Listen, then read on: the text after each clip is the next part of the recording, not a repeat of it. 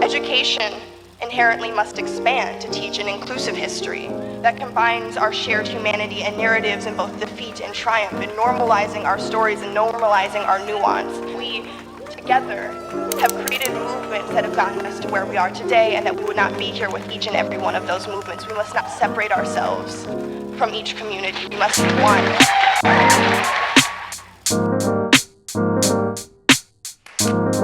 Claps, claps, claps, claps, claps, and more claps. How you doing? I'm good. Thank you for the introduction. Thank you. That was all you. It wasn't none of me. That was all you. How have you been? I know, what I'm saying, finals, we're both going through right now. How has that been for you? All in all, I've been good. Finals definitely made me pull my first all-nighter of the semester the other day, but I'm almost done and I'm so looking forward to it. How about you? When does the semester officially end? The semester officially ended this actually a couple of days ago. Oh, But people are still kind of like, doing their finals and last right. and graduation is the 15th. So we're all wrapping up around the same time as you are. So it's been going well for me. I've passed everything so far, and I'm hoping it can continue. So we're gonna hop right into it, waste no time, because we have a ton of amazing questions for you on tonight. So again, thank you for being here. Our first question is this: you started your career at a young age with TV and film roles. What was it like growing up in the spotlight, and what were some of your challenges growing up? I'd have to say I'm pretty fortunate to be surrounded by a family in which we really made a decision to go through this industry together and as one unit. And so it's always been really enjoyable. I think one thing my parents established from the beginning, as paradoxical as it may seem, is that acting was something that we do, but it wasn't who we were. And so we were always encouraged, especially when we first started, to pursue all of our passions, our interests, our hobbies. School's always been a priority, regardless of what we were doing. And so I think because of all that, we had a very balanced growing up. Like, it was basically this kind of fun hobby of like, oh, and we also really enjoy acting. And sometimes we get to work together, or sometimes I get a cool experience. Like, I think my takeaway when I did my first movie, Imagine That, wasn't, oh, I just worked on a movie for 5 months, but that I got to tour all sorts of museums based on wherever we were shooting, and I learned how to ice skate and had a great time. And I don't think it was really until Blackish where a couple decisions had to be made, because that was when it was like, okay, well, it's time to revert to a distance learning program because I can't go to school every day in a brick and mortar situation. Or, okay, this is going to be the first project that takes up most of the year. What does that mean? And so with the Blackish transition, it was important to figure out, not only as a family, but as an individual, what did I prioritize, or what was important to me to be able to maintain, such that I still had that balance that I've had before. And it's an imperfect process, but I have to say, all in all, we've been successful in coming out of what can seem to be a crazy industry pretty unscathed. Yeah, and we'll definitely get more in depth about your upbringing, because your parents have played such a huge role in the person you've become. All of the all of the greatness that you are have came directly from your parents. So we'll get more into that later in the event. So continuous education is huge for you and your family. As most of y'all should know, Yara Shahidi is not only the actress and producer, she also attends Harvard University. So you've been doing the whole virtual learning thing before it was even cool. But I want to take it back a little bit. Education was a central part of your background, and you said your parents intentionally curated your learning throughout the years. So what was their dream for you as a person, and what motivated their focus on learning? Yeah, well, I call it really an alternate curricula, thinking about what they've created for me and my brothers, because I think so many of us are familiar with the way in which a lot of what we learned, especially in elementary school, middle school, high school, was this very narrow view of the world. And if you're a student of color, it was even more narrow in terms of what we learned about ourselves, what we learned about the respective cultures around us. I remember, as somebody that took every AP class out there, wanting to learn about certain women of color and women, and my teacher, like, verbatim telling me, unfortunately, I wish this wasn't the way it was, but no one's going to ask you about women on the AP test. And so things like our very infrastructure, the things that are standardized across the nation, are so exclusive and only told a handful of stories. And I think because my parents were so aware of that, and having come from a family of educators, both formally and informally, it was important that what I got at home was really supplementing what was missing in school. So not only knowing about my own heritage and our own histories, but learning about folklore from around the world, cultures from around the world, religions from around the world. And I really have to say it was so impactful because it not only allowed me to identify what was missing in the stories that were being told to me at school and other places, but it also, I think, sparked a certain sense of curiosity of like it made me realize the potential of our education. I'd have to say there's so many times where I think my focus on education has been really a passion of how can I give students the same access that I had because of my parents to just learning about our stories globally. I think the reason I'm even as invested in my education as I am is because I've always felt empowered and in charge of it, which is a feeling that I know so few of us hardly get, of feeling like we are the drivers of our education and the people around us are here to support us as individuals. And so as somebody who's been to a total of, I think, 12 school programs, varying from Montessori to an all-girls Catholic school to distance learning, my experience, no matter how varied it's been, has always been so impactful because I knew that I was getting to drive what I was learning about and getting to lean into my passions and curiosities. So school became a tool for me. And I think that's really what I hope it continues to become for so many students. You saying that school was a tool for you, but you also was raised in like an environment that kind of really pushed that independence of what am I curious about? What do I want to, learn about? And I think that's so important for not only us to hear, but for even parents, future parents to hear, creating space in the home to allow their children to kind of take over and like, what are you passionate about? What are you curious about?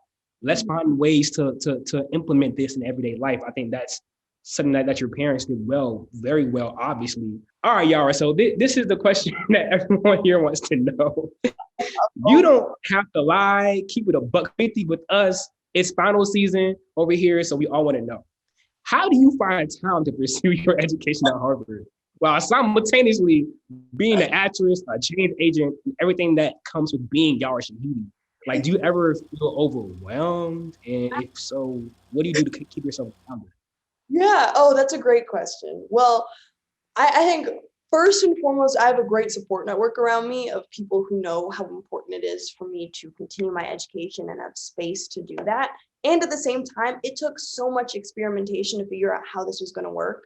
It wasn't really until maybe this past year that I even talked openly about the fact that I was in school actively. But I think part of why I wanted to share it was because it became such a big part of my life I wasn't talking about that informed everything I was doing.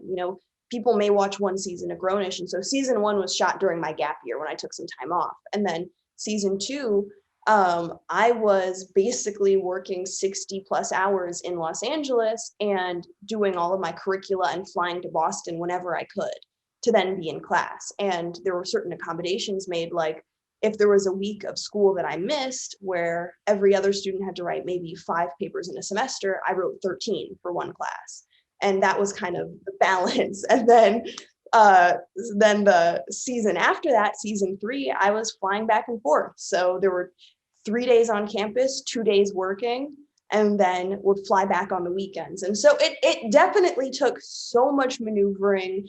It took finding the right support systems. I think a lot of us know, especially if you're in your 3rd or 4th year, just when you figure out the professors, the administrators, your peer networks that really help you in maneuvering a school system, a lot of times, unfortunately, information isn't readily available to us to figure out how can we make this experience unabashedly our own? How can we make sure that this accommodates what my dreams are, what my passions are? I very quickly was able to find either Black professors or people in the administration that were able to help me at least see what the other possibilities were, because there really wasn't a path carved out for me to do what I do. And I think the first at least some months until I proved to them that I could get solid grades and work, a lot of people told me it just wasn't possible. This year, strangely, has been the most seamless because it's virtual and I'm working. So we've been able to balance the two, but I've been so grateful for the opportunity to be able to do both. I don't think I would be able to even enjoy Grownish as much as I do without having this other world and this other life. And in many ways, it informs it, even though I'm so different from my character.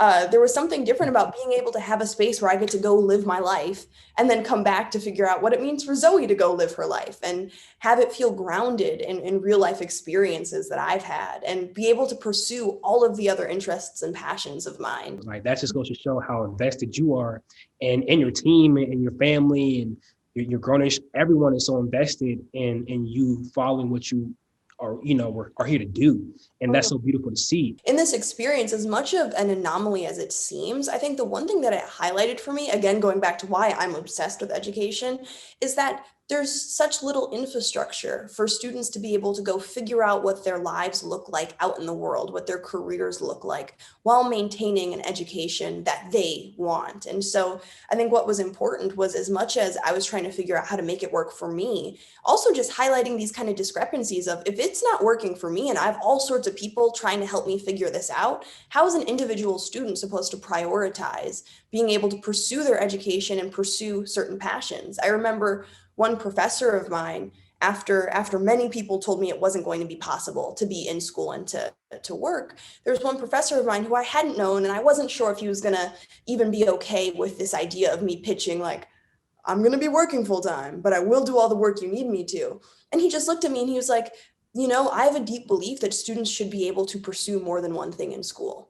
And it was so impactful hearing that from him, because it also identified this larger problem of how many of us have had to do this juggling act because there's no infrastructure, there's no support to figure out how to do it. And especially for us brown students, I think I ran up to the fact that there was a very particular model of what they expected for entrepreneurs to look like, which were our dominant culture white peers in the tech space. They had ways of helping them figure out how to pursue their education and get their startup off the ground in a way that didn't exist for us and so many of my peers. And so I think what I'm excited about after another year of school is to be able to look back on this experience and hopefully have something to contribute about how do we start a dialogue around the fact that this is a conundrum that more than just me, but so many students are placed in. Yeah, for sure. And you're starting to see some universities kind of take that on and build in different things that kind of take, different creatives or different fields and putting them directly in certain environments where, okay, here are your options for after you graduate. And we're starting to see that a little more. I know for VCU, we have like this creative advertising school called the Brand Center. They do that pretty well. They basically take students and put them at agencies and place them in positions where, okay, well, after you're done, you have options. Here's a space for you to kind of like learn more about what you want to do.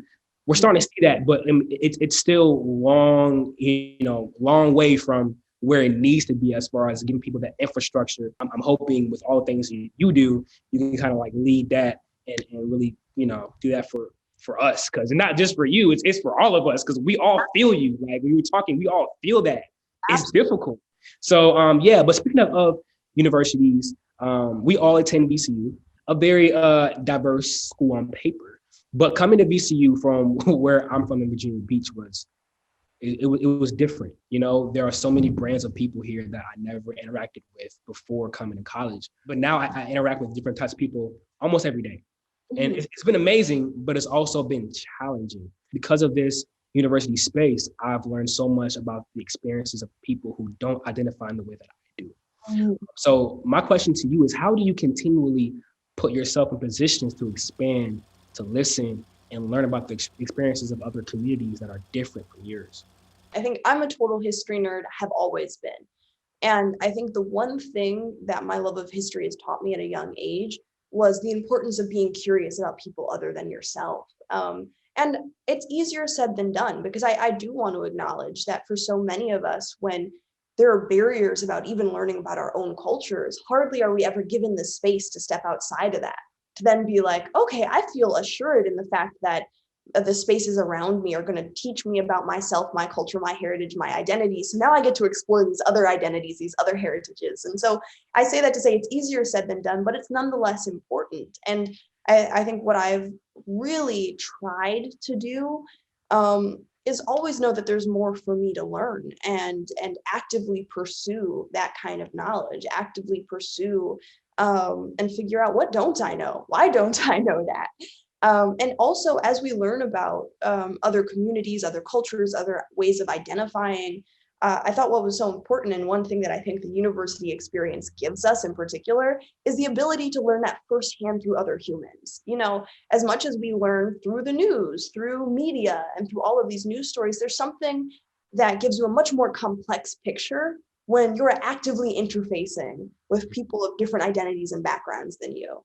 And I have so appreciated every time I've been given that opportunity. And as much as it's not anyone's particular job to just, okay, sit down and educate me because I don't know, I think there was so much to learn from just observing, and just from saying, like, we want to maneuver through the world with just this base level of respect for other human beings. And so with that in mind, coming from a space of learning, even the things you don't know, I think we easily can use those as tools to figure out how to be more compassionate, how to be more considerate. I've been so grateful thinking about how much the world has changed, even in terms of mainstream dialogues about how we identify, and the ways in which, especially our generation, is taking back our own identifiers to say, I have the space and I'm empowered to say, this is what my gender identification is. This is what this identification is for me. And, you know, I think so many of us have grown up while that conversation is blossoming. And I've appreciated that opportunity so much so to be able to enter my young adult years and to have this new vocabulary. And not only being able to refer to myself, but also to be able to respect how other people identify. And it's so empowering to move into, you know, young adulthood with this new kind of language and dialogue. And when you have curiosity and respect mixed together, I feel like there's no way you can go wrong. And oftentimes when we see this kind of tension between not understanding why somebody identifies a certain way, why we don't understand their certain cultural background, it's because one of those two are missing. And I think we experience it firsthand. You know, when people ask you a question and they're not looking for your answer, they're looking for you to prove their point. And I think as people that have been on the other side of that, we can take that experience and turn it around to figure out, well, then how can I be a part of this solution? And how can I be a part of creating new dialogues? Yeah, for sure. And again, like the university space is so good for that, you know, because you come across people who you kind of get invested in, even as friends, as just peers, as professors. Again, like for me, it was difficult as far as even down to how I talk to certain people, or how or what I call certain people. The university space has given me the language, the knowledge, to kind of take a step back out of myself and realize how much I did not know. Right. And you know what? Like me, I think I'm a naturally curious person, just like you. And I didn't take that as a, you know what, I'm gonna just keep doing what I'm doing. It really gave me the awareness of, you know, like sit down and just listen more. You know, just listen more. Like, what are people really saying? How are people really, you know, moving? And you've never seen this, but that doesn't mean you can learn about it or even ask them about it in a respectful way. Right. I just want to dive a little bit into art and activism, because if anyone knows you, I don't know if you call yourself an activist. I don't want to call you anything you don't call yourself. I but a very long moniker of a socially engaged human. Because friends that are organizers that do the good work 24/7. And as much as I'm committed, I love to make a distinction between the fact that I am of support to them. Facts. No, facts. A socially engaged human. I like, see, new language. I love it. But I want to dive a bit into that, because throughout history, creative people have been at the forefront of so many different movements, you know, using their creativity and their art to connect communities to causes, you know. And I didn't really fully understand this until recently, when I look back at the social and political unrest in 2020 and realized that some of the most impactful people, aside from, of course, those on the ground, those doing the work, risking their lives during a pandemic even, you know, aside from them, were the graffiti artists, you know, the writers, the illustrators, the musicians, the poets who were capturing, you know, that moment in history in their lyrics, the content creators who were sharing information, using their platform to spread awareness, you know, share information, even creating content that took us away and served as like an outlet for many of us. Creatives have played such an important role. And a lot of them were young. A lot of them were Gen Z, you know what I'm saying? So I kind of want to dive in because I look at you as you're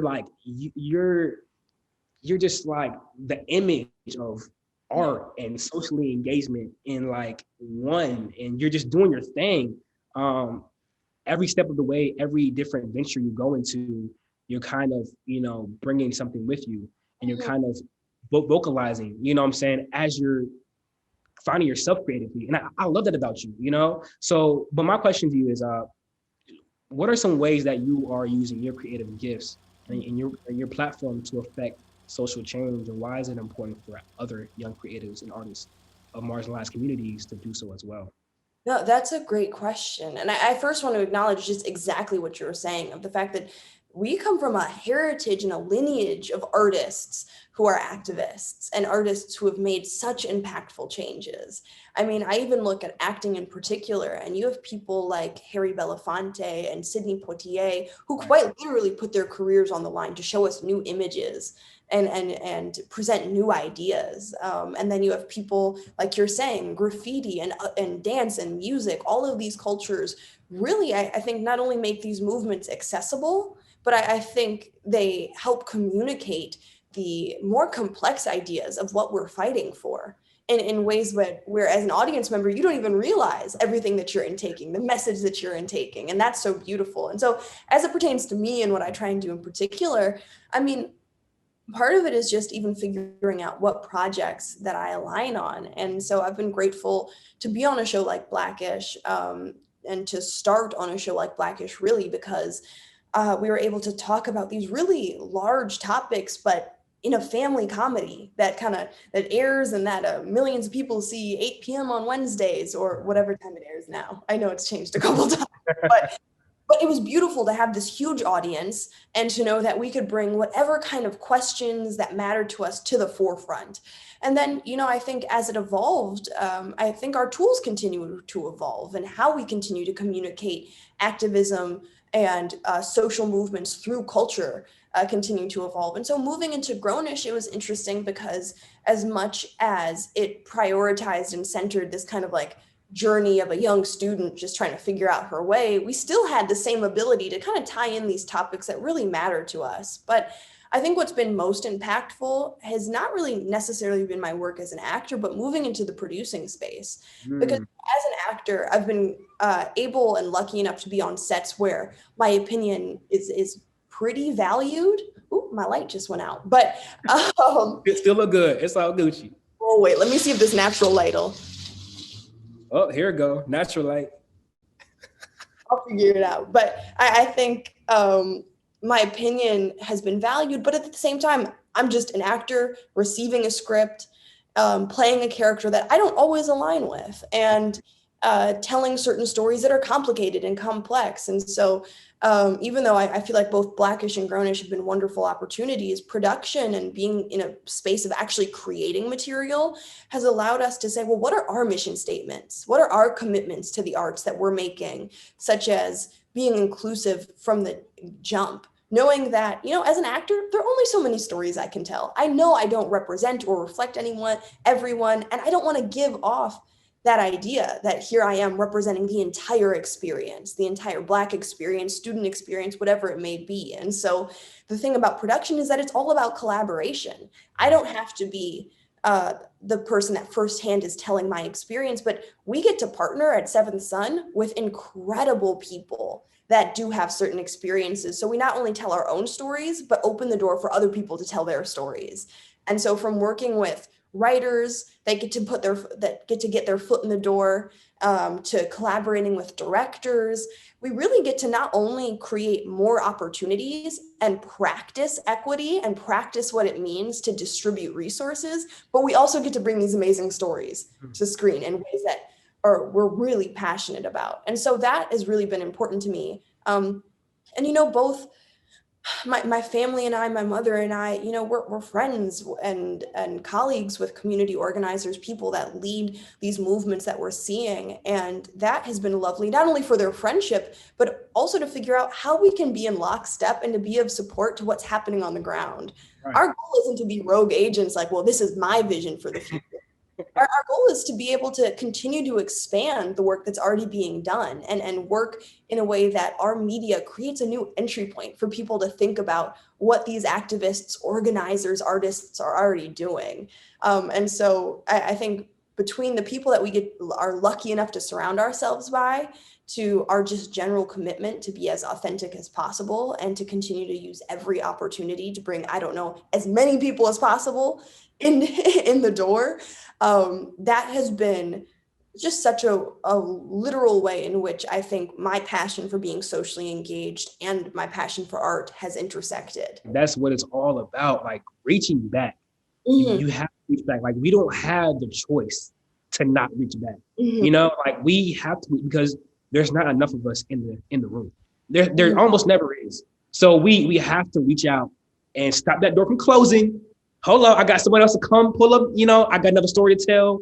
I got some more people to share, to be in this room, to produce, to help me tell this and make this real. So and that's what I love about what you and your mom are doing with Seventh Son is y'all are starting to reach back and bring in these different creators who are telling these stories, focusing around Black joy. Because a lot of the times what we do and what we see isn't a representation of our joy. It's more of like, dang, they going through that. Like, damn, we're kind of struggling. Right. Yeah. But like what I love about y'all is y'all are focusing on joy. Right. And I think there's a way in focusing on joy to still keep it 100% authentic about the fact that there are obstacles we face. And it's not about erasing what we go through in a day-to-day experience, but it's a difference in what are we choosing to anchor. We have peers that do an incredible job of telling our histories in a way that's necessary. And so when we were looking at like, well, what's something that we can contribute? The goal is not to do everything, but it's like, well, we can contribute this idea of prioritizing what it means to just be able to exist on a screen. As Black and brown folks, very rarely are we given that opportunity. The stakes have to be so high for people to care, for us to get dollars to fund our projects, versus like, no, we should be able to just say, this is what my day-to-day life looks like, and know that there's value in that, because there's just value in us. And so like you're saying, this idea of opening the door and keeping the door as wide open as possible is really what we're in this for. Because, as much as we've been pushing for representation on screen, I don't know if because the television industry is oftentimes so the opposite of transparent, people aren't realizing as much as we may get certain characters on screen, the infrastructure and the reason why all of these projects that actually show the complete complexity and variety of what it means to be Black, brown, of any identity aren't being presented to us is because the infrastructure and the executives still look the same. The people making the decisions still look the same. And so we've really prioritized, well, how can we do that work behind the scenes? How can we figure out how to create more inclusive infrastructures and talk people through the importance of valuing our stories and even working them through even biases that they have when approaching or hearing about a Black or brown story. And so that has been really impactful work. And I think it's work that applies to way more than entertainment. I think so many of us know, especially in this push for diversity and inclusion, that oftentimes there's this gap between what is presented to us and the inclusion an industry says it has and what's happening behind the scenes, who's benefiting, who has the long-term support and the ability and the privilege to go off and do whatever they want to do because they've made their money from this industry. And so this is, I think, something that happens across the board. And so for us to be able to take our expertise and say, okay, well, we're going to work on it here and figure out how we can make a difference here has been so great. Such important work that y'all are doing. I'm trying to tell you, you are right where you need to be. Keep doing it. Keep reaching back. Keep reaching back. God, great. I just love hearing that. All right. Well, going back to the conversation we had earlier about, your parents and the intentionality of your education and upbringing. When I hear you in interviews talk about your parents fostering, you and your brother's creativity, or creative side, like a young age, even up to now, with the whole Seven Sun Productions, they're still kind of doing that with you and going through that, process with you. It's inspiring because not only did they lay some good foundation because you grew up to be an amazing human being, but they also made the space for you to be fully yourself and dream, right? But many times society expects, women of color to confine themselves almost in boxes they choose for you. So can you talk about the importance for women of color and members of other marginalized communities to dream big and see things that don't yet exist, but should exist? Right. Well, I want to start by acknowledging, considering all of the barriers that have been placed in front of Black women in particular, and then women of color more generally, it is astounding, if not miraculous, how much we've been able to contribute to society at large, how big our imaginations still are with everything set in front of us.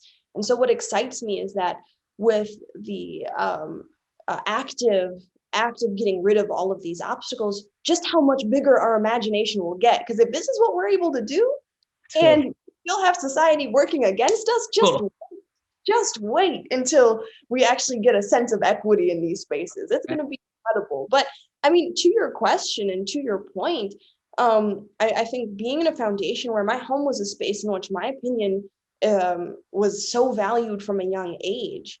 And it wasn't this idea of, okay, because I have the right opinion, but because home was a place to get my thoughts out, to work on my rough drafts of like, this is how I'm feeling about the world. This is how I'm feeling about this certain topic. It meant that by the time I was out in the world, I had this foundation of feeling like my opinion matters.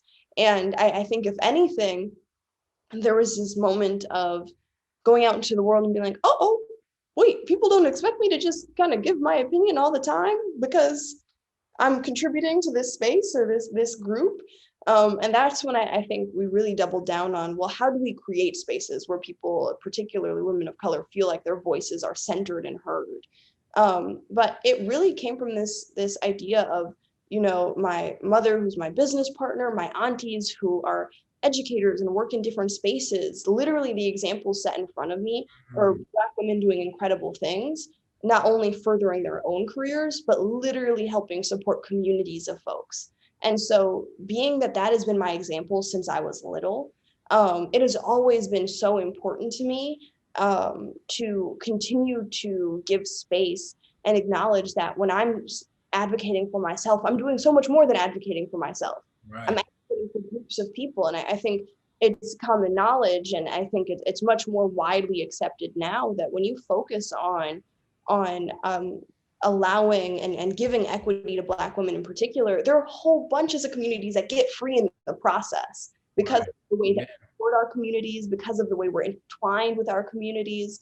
And so it has been really important to me to try and give the foundation that my parents have given me to other people. I think the one thing that has been really incredible being business partners with my mama is that we're already very similar human beings, like just in general, very similar.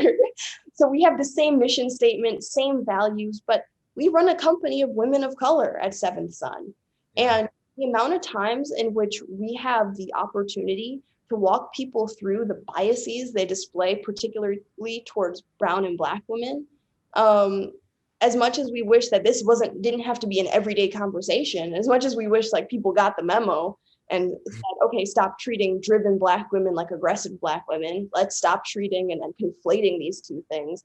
We still take the opportunity. My mother is the first person to be able to say, okay, let's take this instance and have the larger conversation so that you don't do this to other women of color, so you don't do this to other Black women. Wow.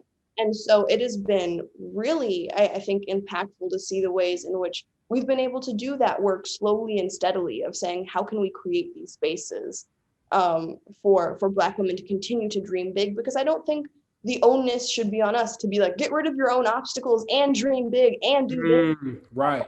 Collective effort.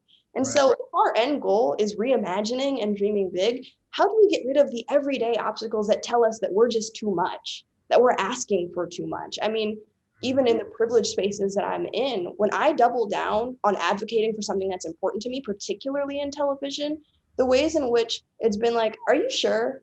You're just Are you asking, I think one thing that was said to me was, as I was advocating for something that was important to me as it pertains to inclusion, was like, well, is this the hill you want to die on? And so I say that to say, even in a space where I feel so supported, every day I deal with obstacles of people questioning things that I view as basic necessities. Inclusion is a basic necessity. So why I have to continue to state why it's important, and why when I'm advocating for inclusion, it's more than just for covering my own butt, because it's a commitment that I've made and something that I think is necessary, is really baffling. Shout out to your mom. Hey Shout out yo. to your mom. I follow her on Instagram. And she is such a ball of light, yo. Every morning that I wake up, I scroll through my Instagram. She's already out doing her little morning walks, drinking her little tea. So I am in bed and I out already outside. So shout out to both of your parents and all of your family, all of the, your support system, because again, they did such a great job in giving that example. So now you can use your talents and your strengths to then, know what you know, and then tell others what you know and bring them, like it's a whole cycle, and that's why I go back. We have to reach back, and you have the voice, you have the support system to be able to reach back in a way that impacts so many people who you probably don't even know, you're supporting. So, and one thing too, a lot of people probably just don't know how young you are. Is that true? Like, do people like usually like know, like, hey, like you're 20, you're 21? People like, I guess the people I work with know that I'm 21. I don't know, actually. I've never asked how old people think I am. interesting. I'm just saying it because like you're so just amazing, and you're doing all this work at such a young age, and it's really inspiring. It really is. So go to my final question for you. I really want to hear what you have to say about this one. Our generation, Gen Z. If y'all don't know what Gen Z is, that's people from ages 6 to 24 as of now. Is like no other generation.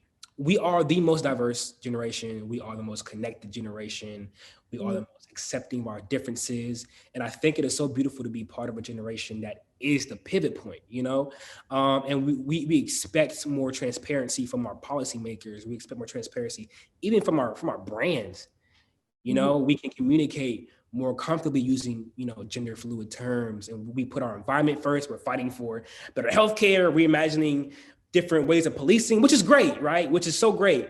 But there's obviously still more work to be done, right? So my question to you is, what is one thing you think Gen Z does very well, maybe even better than previous generations? And what is one thing you think we can improve on as a collective that will help us to continue to inspire bigger change in this nation? Oh, that's a good question. Let me think. Well, starting with something we do really well, I think your list really says it all. One, I think we do have a respect and reverence for the work and the people that have come before us.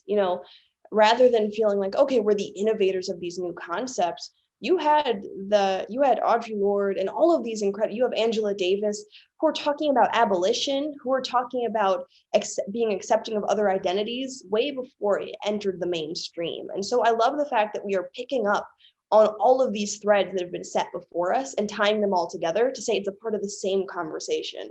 It's a part of the same fight for equity. We're not going to divide or try and prioritize one topic over the other, because in our general fight for being in a more equitable world, we need to pursue all of these things. And I think particularly one thing that I really am inspired by Gen Z is the way that we take our own passions, interests, and skill sets and orient them towards social justice. And I think what I mean by that is, even if you were to look at this past summer of over 100 sustained days of protest, of all of these incredible things that Gen Z really helped accomplish and were at the forefront of, we saw artists, we saw scientists, we saw people in their respective fields figuring out how to make an impact. And I think what we've been demonstrating to so many people is that there's no one way to be socially engaged. And if anything, what's so impactful is about being in sync with one another, being in unison with one another, but being okay having different voices and having different skill sets and having different things to contribute to the movement. And so I love the fact that we get to look at our peer group and people are doing things I wouldn't have even dreamt of as it pertains to dismantling infrastructure, as it pertains to creating more equity in science, in the future, in tech, in our agricultural worlds, in banking, and I mean, the list goes on and on. And so I feel like that's something that we have really done such a wonderful job at, is saying like, it would be redundant if we all felt the need to do the same thing. And so instead, we are figuring out, what do I have to contribute? And what's one thing that I can do that's unique to me, and give that to these social movements. And then in terms of one thing to improve on, I mean, that's hard. I never feel like I'm in a space to give advice, especially as a year-old. But I think the one thing that I guess comes to mind is really about social media and our awareness of infrastructure. You know, I think social media in particular, I've always been skeptical of, because it's been created by prior generations, but we're the generation that uses it the most. Mm-hmm. It's not even necessarily built to accommodate how we move as a generation. And so I think even moments of, to be such an accepting generation, but that's not what it would look like if we went to Twitter. Like, no, yeah. And so I think part of it is, how do we use social media in a way that is in more alignment with our general values as a generation? That is being actively used towards our own goals, because I think there has to be an awareness of the fact that the people that run these companies have aims of their own. You know, they're waiting for us. They just need our attention, our time. They want us to spend more time on posts, more time on tweets, more time. So they're pulling and pushing to the forefront anything that grabs our attention, not what's most impactful, not what's most beneficial to us, not what creates the most constructive dialogue. And so I think it's important to carry an awareness of that, especially if we're thinking about how we choose to be on the internet.